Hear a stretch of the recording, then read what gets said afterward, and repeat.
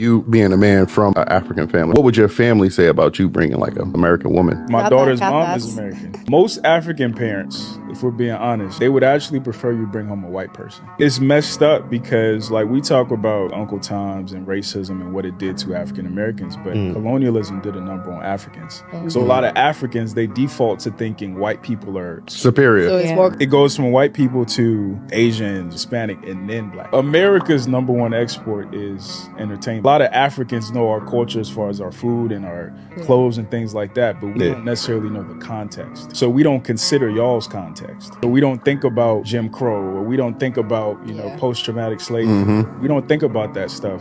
So we just look at it kind of like how Asian people look at it. Why are those niggas acting the way that they do? Even though we have a kind of similar story, we don't make that same connection that, oh, this happened to them, then this happened to them, then this happened to them, and it's still happening. So that's why we have that same kind of mindset.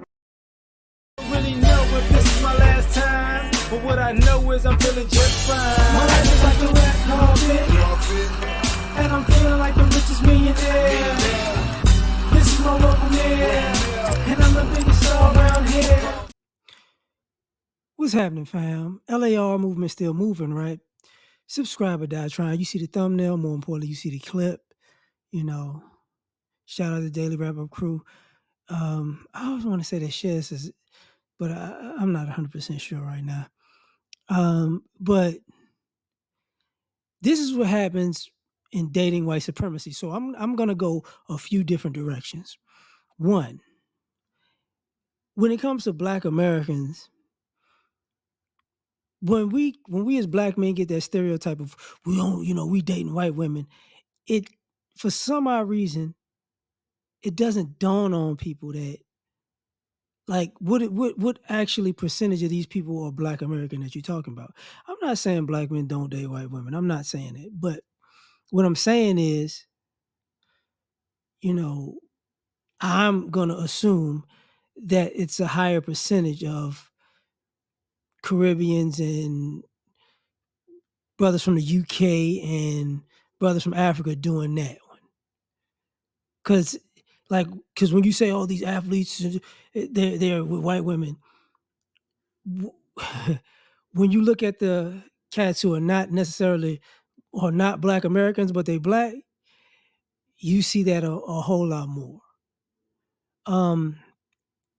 The other thing, for the ladies who, have an issue with the quote unquote passport bros or guys dating outside their culture, and when we say, these other groups don't want you like that, it's not being petty, but it is like being objective, like saying this is what they say. This is what they're saying out of their own mouths. This is what's going on in their households. And I'm not saying brothers from Africa, the UK, or the Caribbean won't date Black American women. I'm not saying that. But what I am saying is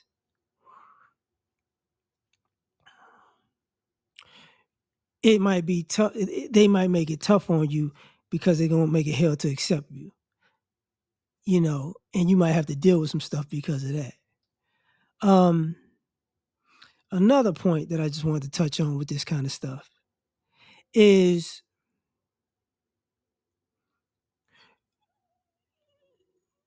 I never could understand it initially, but the older I get, the more I can see it. I think what winds up happening is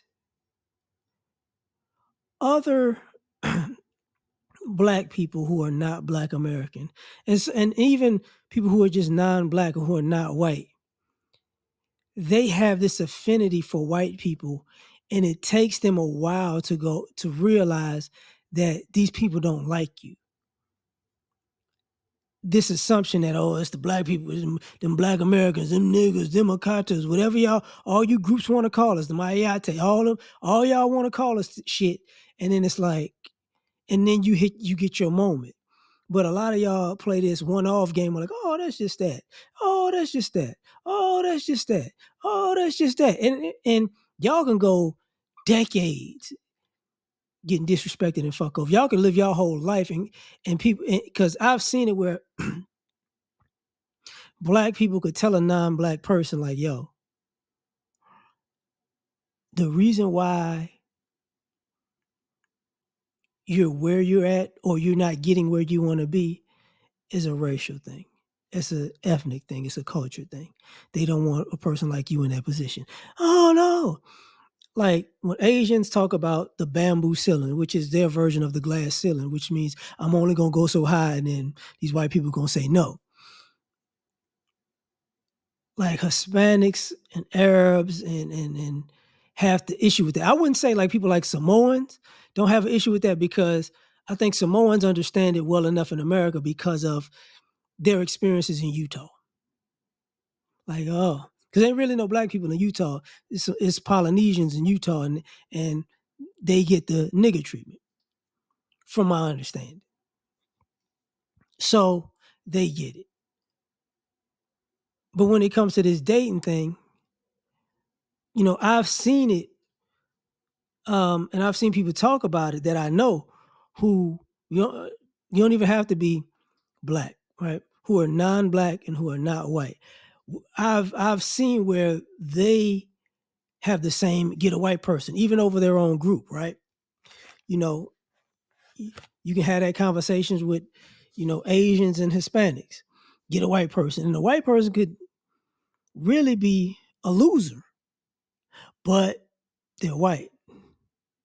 So they just makes them a winner. And then the family gets screwed over by the situation, but hopefully they get a white baby out of the situation, or a half white baby out of the situation, that makes them think it's going to be closer to being American, and it doesn't work out that way.